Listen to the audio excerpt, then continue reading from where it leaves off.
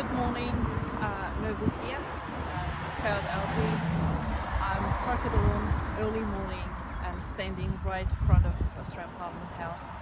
Today is my day 5 of hunger strike against the Uyghur genocide. Today I want to bring to your attention that as we speak, all our Parliament members, politicians, return to the building behind me. And this is our house of democracy, and we share that fair go Australian value.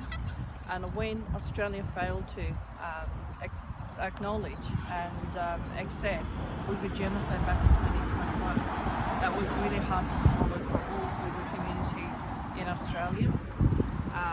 We did not believe ourselves, but since then we have 17 countries around the world actually acknowledge and accept Uyghur genocide.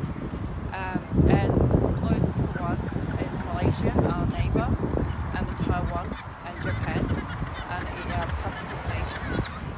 And if we go all the way to our allies, US, UK, Canada, all accept and acknowledge. And in Europe, France, Germany, Italy, Switzerland, Norway, Lithuania, Finland, those countries also acknowledge Uyghur genocide and actually recognize in their Parliament House.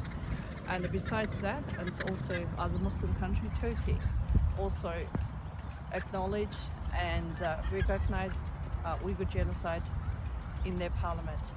So today I'm asking all politicians, if you're willing to, would like to come down see me, please do so. I'll be here for a week, and if my body let me keep going, and I'll be here next week too. And I'm hoping I'll see some of our value-based the politicians who really stand strong in our democratic value. Please come down and talk to me. Here we go. Thank you.